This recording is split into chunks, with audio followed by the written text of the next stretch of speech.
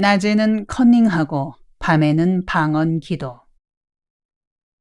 장로회 신학대학은 대학 졸업자가 입학해 3년 과정을 이수하는 엘리트 코스였다. 전국 각 대학에서 졸업한 40명의 동기생들은 앞으로 한국교회를 이끌어 나가겠다는 사명감에 불타 있었다. 저녁마다 워커힐 뒤에 아차산에 올라가 광나루를 내려다보며 장차 한국교회의 기둥이 되고 결의 정신적 지도자가 되겠다는 생각을 함께 나누곤 했다. 우리는 무덤 사이사이에서 무릎 꿇고 기도했다. 그분들 중에는 유별난 친구들이 있었다. 기도 중에 몸을 심히 떨거나 요란스레 방언 기도를 드리는 것이었다. 나는 그런 체험이 없었던 터라 약간 거부감이 느껴졌다. 기도를 왜 저렇게 요란을 떨며 할까? 성경에는 하나님께 은밀한 중의 기도들이라고 했는데 저렇듯 야단스럽게 기도드리는 것은 성경적이 아니자는가 하는 생각이 들었다. 전도사님은 중풍기가 있는 거요? 기도하면서 웬 몸을 그리 떠는 거예요? 그리고 영어도 아니고 독어도 아니고 다다다 따따따는 어느 나라 말이요? 한글을 애용하면 어떻겠어요? 그런 내 물음에 방언하는 전도사가 답했다. 김영, 그렇게 생각할 일이 아니에요. 말세에 목회하려면 영권이 있어야 합니다.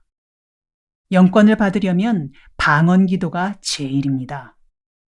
김영도 그렇게 비판적으로만 보지 말고 방언 은사를 구하세요. 김영은 보아하니 성격도 기질도 적극적이라 은사 체험이 깊어지면 한국교회를 흔들어 놓을 거요. 아니요, 난 한국말이나 제대로 할라요. 한글로도 하나님과 의사소통이 충분한데 뭘 하려고 그런 다따다따 하는 외마디 소리를 냅니까? 어느 날 방언 기도를 깊이 하는 그부와 함께 한 가정에 초청받아 갔다. 저녁 식사 대접을 잘 받고 나서려는데 첫돌배기인 그 집 아이가 자지러질 듯 울어대기 시작했다. 고열이 나면서 까무러칠 듯 울어대자 젊은 어머니는 어쩔 줄 모르고 허둥댔다. 나는 혹시나 소아마비열이 아닐까 염려스러워 아기 엄마에게 말했다. 아주머니, 제가 가서 택시 불러올까요? 아무래도 병원에 가봐야 될 것 같은데요. 혹시 소아마비열인지도 모르니 서둘러 병원에 가보는 게 좋겠습니다. 내가 급히 택시를 부르러 나가려는 참에 친구 전도사가 침착스레 말했다. 아기를 저에게 주십시오. 아기를 받아 품에 안은 그는 아기 머리에 손을 얹고 두루루 방언 기도를 드렸다. 얼마간 그렇게 기도를 드리더니 이윽고 나사렛 예수 이름으로 명하노니 병마야 물러나라 하고는 기도를 마쳤다. 그 순간 아기는 울음을 뚝 그치고 열이 내리는 것이었다. 나는 기가 팍 죽었다. 야, 방언 기도를 해야겠구나. 앞으로 목회하려면 저 정도는 돼야지.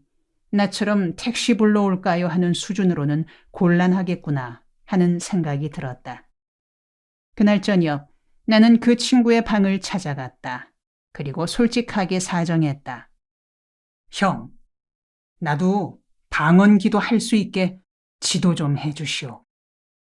오늘 형이 방언 기도해서 아이 병 고치는 것을 보고 나도 방언 은사를 받아야겠다는 생각이 들었수다. 앞으로 목회하려면 그 정도는 돼야지 나처럼 당황해서 택시 불러올 생각만 해서는 안 되겠다는 생각이 들었수다. 이제 김형이 방언 은사를 인정하는구먼요. 좋은 일입니다. 그런데 김형, 그 방언 받는 것이 그렇게 쉬운 일이 아닙니다. 아니, 막상 방언 받으려니 또 왜 그렇게 말하는 거요? 어려워도 형이 하라는 대로 따를 터이니 지도해 주시구려. 김형, 내 말은 안 된다는 것이 아니라 쉽게 생각지 말라는 거요. 방언 은사 받으려면 소나무 한 그루는 뽑아야 합니다. 아니, 방언 은사 받는 것하고 소나무하고 무슨 관계가 있죠? 다름 아니라 김형이 방언 은사 받기에 합당한 마음가짐을 가지라는 것이죠. 내가 아는 시골 교회 목사님이 한 분 있어요. 교인들은 부흥회다 산기도다 다녀와서 방언 기도를 드리는데 목사인 자신은 방언 기도를 못하니 교인들을 지도하는데 지장이 있다고 느꼈죠. 그래서 나도 방언 기도 드려야 방언하는 교인들을 지도할 수 있겠습니다. 하나님, 내게 방언 은사를 허락해 주십시오. 하고 기도드렸답니다. 그러나 열심히 기도해도 방언 은사가 임하지 않으니까 마음에 조바심이 일어 달밤에 담요 한 장을 들고 산으로 갔습니다. 그리고 산비탈에 엎드려 소나무 한 그루를 붙잡고 방언 은사 달라고 기도드렸습니다. 그런데도 방언 기도가 터져 나오지 않으니까 소나무를 어찌나 심히 흔들며 기도를 드렸던지 새벽녘에 소나무가 뿌리채 획 뽑혀버렸습니다. 그러자 목사님은 소나무가 뽑힐 때의 반동으로 산비탈에서 서너 바퀴 굴러떨어져 골짜기에 콱 처박혔습니다.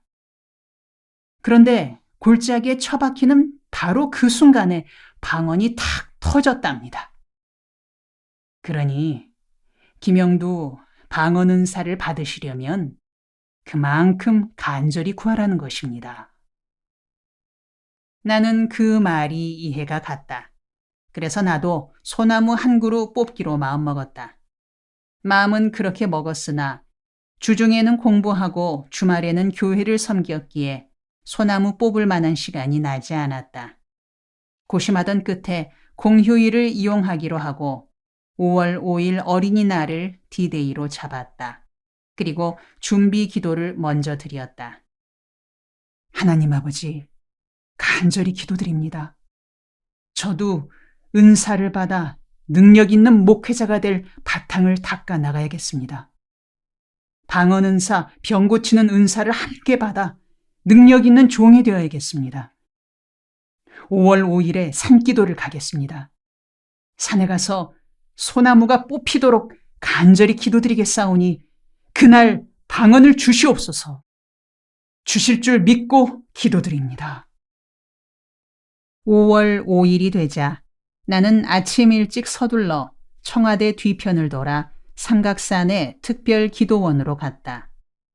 10시쯤 기도원에 도착해 뒷산으로 올라가니 한적한 곳에 판판한 바위가 있고 바위 곁에 소나무 한 그루가 다소곳이 서 있었다.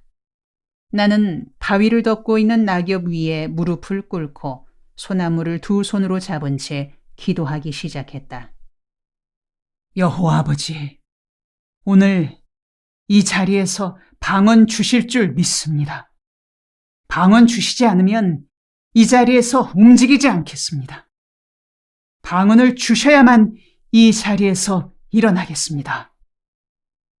그렇게 확고한 다짐으로 기도를 시작했으나 3, 4분도 채 지나지 않아서 아차, 자리를 잘못 잡았구나 하는 생각이 들었다. 바위에 닿은 무릎이 빠개질 듯이 아파오는 것이었다.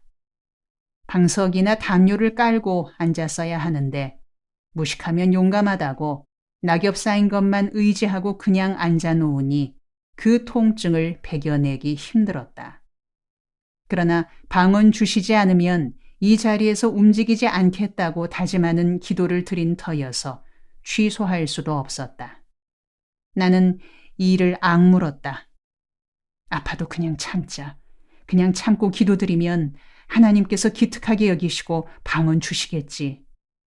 무릎 아프다고 설마 죽기야 하겠나. 이런 생각에 억지로 참기를 계속했다. 얼마간 시간이 지나자 무릎에서 감각이 없어지고 허리가 아파왔다. 그래도 참으며 방언 주시옵소서 하고 되풀이 기도했으나 오후 3시쯤에는 기진맥진하여 기도할 기력조차 없어졌다. 입안은 마르고 허리는 몽둥이로 맞은 듯 뻣뻣했다. 그러나 방언은 소식도 없었다. 나는 기진하여 고개를 떨구며 기도했다. 아이고, 하나님, 방언 안 주시는 겁니까? 그때 신약성서 중에 로마서 한 구절이 떠올랐다. 8장 32절이었다. 자기 아들을 아끼지 아니하시고 우리 모든 사람을 위하여 내어주시니가 어찌 그 아들과 함께 모든 것을 우리에게 은사로 주지 아니하시겠느뇨. 이 말씀을 되씹어 보니 방언을 구하는 내 마음이 합당치 못하다는 생각이 들었다. 내가 아직 방언 은사는 못 받았어도 이미 받은 것이 있는데 이미 받은 것에 대해서는 감사하고 실천할 줄 모르고 아직 못 받은 것만 자꾸 구하는 자세가 합당치 못하다는 생각이었다. 내가 이미 받은 것이란 예수를 믿음으로써 얻은 구원의 확신이었고 내가 하나님의 아들이 되었다는 확신이었다. 그리고 지금 죽어도 천국에 들어가게 된다는 흔들림 없는 믿음이었다. 이런 귀중한 것을 받았으면서도 제대로 감사드리지 않고 친구가 병 고치고 방언하는 것을 보고는 후끈 달아올라 그것부터 구하려 했던 것이다. 그렇다. 내가 다른 것은 못 받았어도 예수를 믿음으로써 생명을 얻었고 천국 소망을 이미 지녔는데 이것을 밖에 나가 전하고 실천하자. 그런 다음 방언이 필요하면 방언을 구하고 병 고치는 능력이 필요하면 그때 가서 구하자. 나는 자리를 털고 일어나 다리를 절룩거리며 동대문 로터리에 있는 고속버스 터미널로 갔다.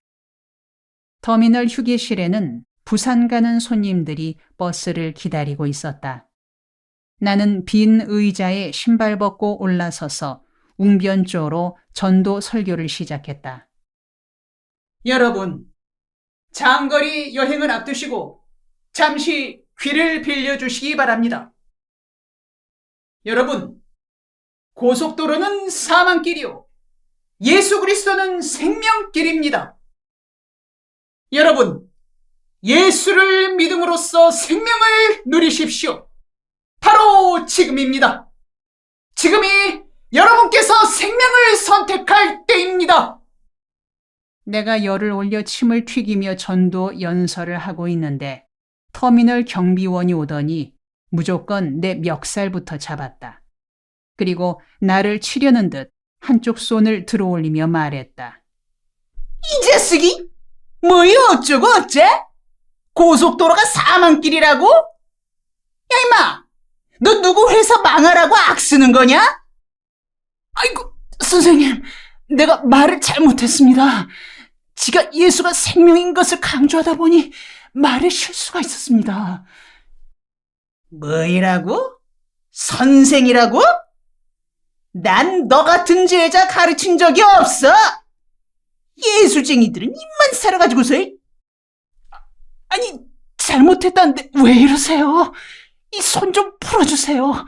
목 졸려 죽겠습니다. 그래 임마, 목은 풀어줄 테니 당장 내 눈앞에서 사라져. 한 번만 더 내 눈에 띄었다가는 다리를 분질러 놓을 테다. 야 임마, 그래 생각을 해봐라. 고속버스 회사에 와서 고속도로는 사망길이라고 나팔 부는 거이 제정신 있는 짓거리냐? 그는 내 엉덩이를 차서 내쫓았다. 그렇게 쫓겨난 나로서는 자존심이 상하고 창피스럽기도 할 노릇이었다. 그러나 그런 기분은 전혀 들지 않았다. 오히려 기분이 가뿐하고 몸이 날아갈 듯이 상쾌했다. 나는 혼잣말로 중얼거렸다. 그래, 바로 이거다. 아직 못 받은 은사를 달라고 구하기 전에 이미 받은 은혜를 전하고 실천하면 때를 따라 기쁨 주시고 힘 주시는 거다. 자기 아들 예수를 주시기까지 하신 하나님이 어떤 은사인들 아까워 주시지 않겠나. 이미 받은 생명의 신앙부터 전하고 실천하고 살자. 큰 뜻을 품고 시작한 신학교 생활도 시간이 흐름에 따라 새로운 고민을 낳게 했다. 제도화된 신앙생활에서 발생하는 부작용을 피부로 느끼면서 나는 갈등에 빠졌다. 예수 그리스도의 도를 이어받은 교회가 처음에는 진실에서 출발했으나 시간이 지남에 따라 그 진실이 제도화하고 교리라는 껍질을 쓰면서 왜곡된다.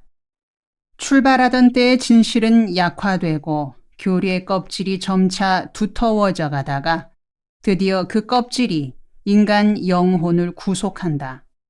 인간을 해방시키려던 복음이 인간을 구속하는 종교로 변질하는 것이다.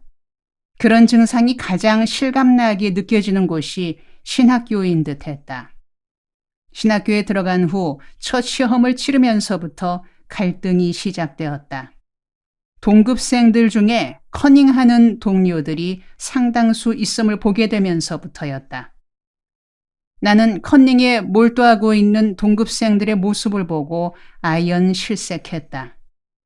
앞으로 목사가 되어 백성들의 정신세계를 이끌어갈 사람들이 어떻게 커닝을 할 수 있을까? 이런 수준의 사람들이 모인 곳에서 굳이 3년이란 세월을 보낼 필요가 있을까?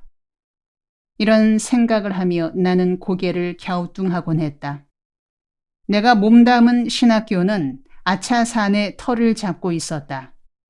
옛날 백제 의자왕이 이곳에 호화 궁궐을 짓고 호사를 부리며 바둑만 두다가 나라를 잃고 만 자리다.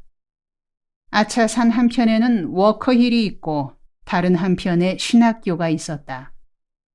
우리 신학도들은 저녁이 되면 아차산에 올라가 무덤들 사이에 자리를 잡고 기도드리곤 했다. 그런데 낮에 커닝을 했던 동급생 한 명이 방언 기도를 하면서 몸을 사시나무 떨듯 했다. 나는 그런 모습을 보고 생각했다. 역시 신학도라 다르구나. 낮에 커닝한 것이 양심에 걸려 저렇게 회개의 기도를 드리고 있는 게로구나. 그러나 다음 날도 그는 여전히 커닝을 하는 게 아닌가. 이해할 수 없었다.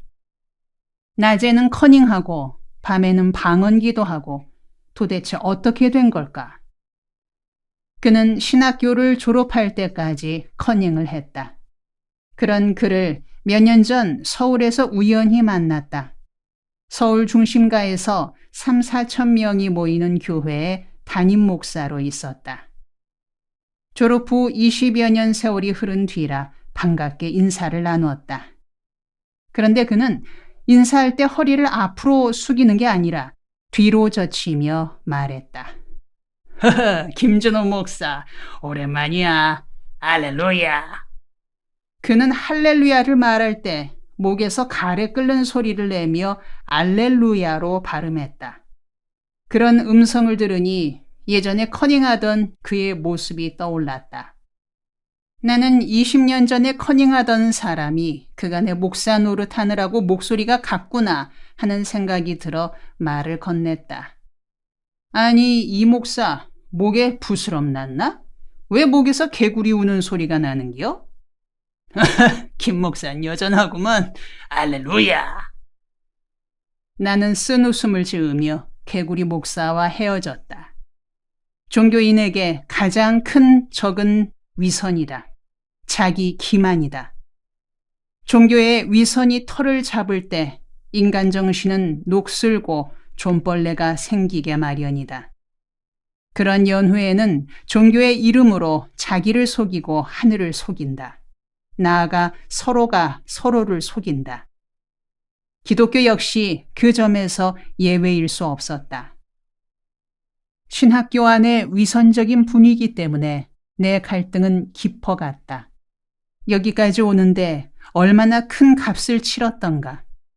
지난날 초상집 개처럼 방황하던 세월에서 벗어나 그리스도를 믿는 신앙에 귀의한 이후 신학교에 오기까지 치렀던 고난의 세월들이 떠올랐다.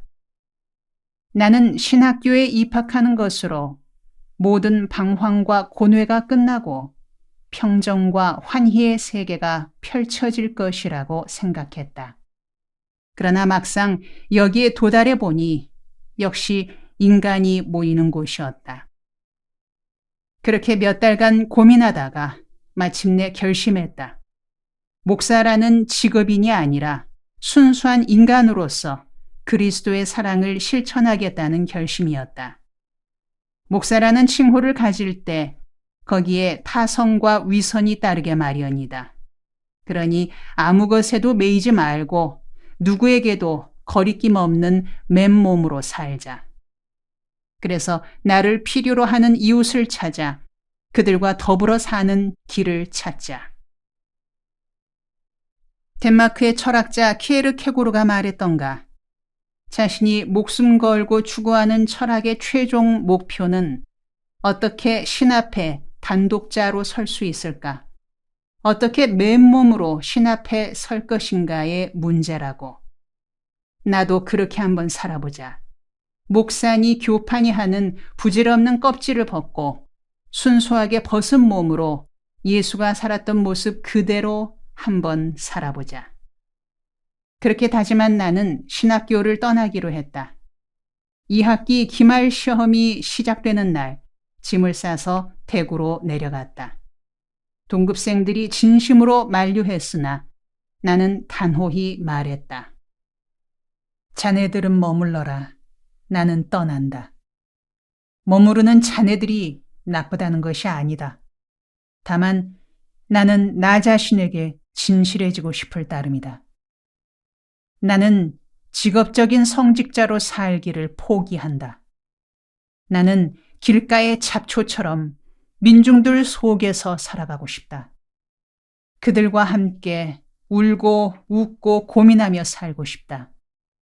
그렇게 사는 삶을 내 주인 예수께서도 기뻐하실 것이란 확신이 서기에 내 인생을 걸고자 한다.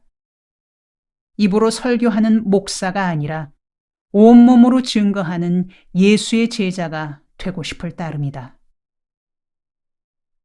그 시절 나는 이미 결혼한 몸이었다. 신학교 1학년 여름방학 때 나는 결혼식을 올렸다. 비극으로 끝난 결혼이었지만 내가 걸어온 삶의 자취니 이야기를 하고 넘어가자.